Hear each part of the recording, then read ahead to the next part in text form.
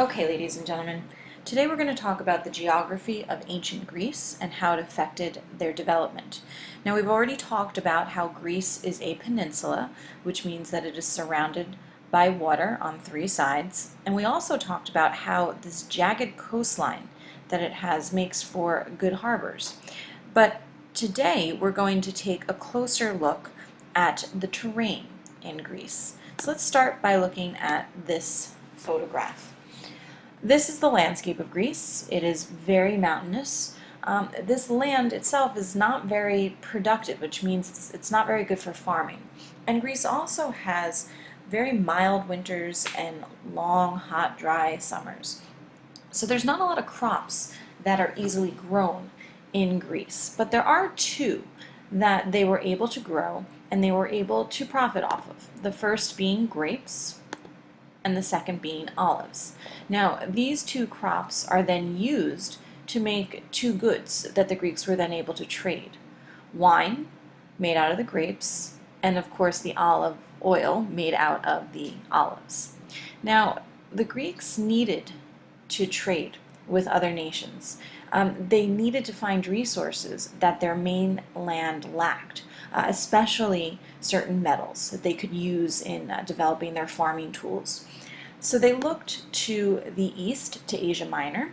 They traded in that region. They also traded to the west, which is now Spain and modern-day France, as well as with Italy. And then they also went as far as Africa. So they really were able to come into contact with a large portion of the Mediterranean world at that point in time. And as a result, they're actually able to colonize a large area as well. So as you can see on this map, all of the red that you can see, these are all areas where the Greeks were able to establish colonies. So now the question becomes, how does trade lead to colonization in ancient Greece? Well, let's take a look at a cause and effect chart. Of course, we start again with trade.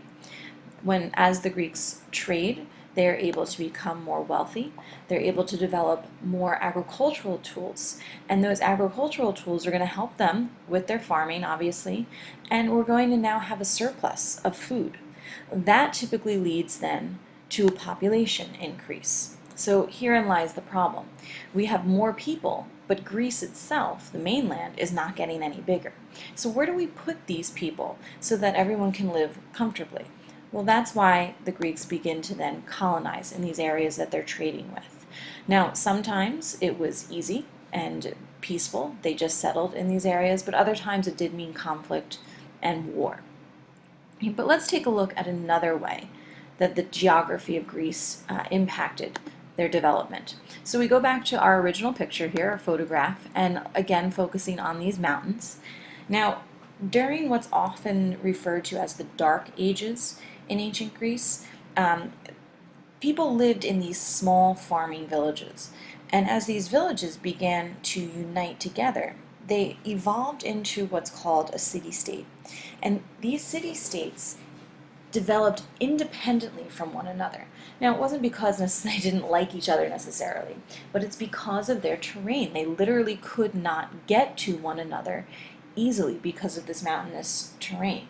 So because of the mountains, the isolated valleys, and all of the islands, there was a creation of what we refer to as the Greek polis, or the Greek city-state. And you'll notice on this map, there are a lot. There were hundreds, and they were located all over the Mediterranean world. Each city-state would develop their own personalities, their own customs, their own laws, their own goals. And, they did have things in common, so while they believed in the same gods and they spoke the same language, the Greeks were fiercely loyal to their city-state, to their polis. Actually, they didn't even consider themselves to be Greek. Instead, they would have said, I am Athenian, or I am Spartan. And as a result, they develop various types of governments that we will spend some time talking about in class. So some of them were aristocracies, some of them were oligarchies. One even established the first democracy, and that was Athens, and we'll talk about that in depth. So, just to review, we know that Greece is very mountainous, that its land is not highly productive, it's not good for growing a lot of different crops, and that they lacked certain raw materials that they needed to survive and to develop, really. And that's going to lead to an increase in trade with the Mediterranean world, which eventually leads to the rise or the growth of colonization. And then, of course, the rise of the polis because of this mountainous region and how these different city-states develop independently from one another. So let's take a look at your task. Tonight, what I'd like you to do using the internet, and no, Wikipedia is not an acceptable source, you're going to research one of the Mediterranean, an area of the Mediterranean world that the Greeks traded with.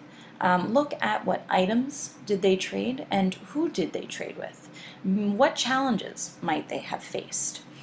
Next, based on your research, you're going to pretend that you are living in ancient Greece as a merchant. I'd like you to write a letter to a family member or a friend explaining where you have been doing business, what success you've had, and maybe what challenges you might have been facing as well. Please include a list of the sources or the websites that you use to collect this information. Most of you will probably only use one source, which is completely fine. It does not need to be in any specific format, just please make sure that I can access it if I need to. This letter may be read in class or it may be collected. Just be prepared to share with us tomorrow.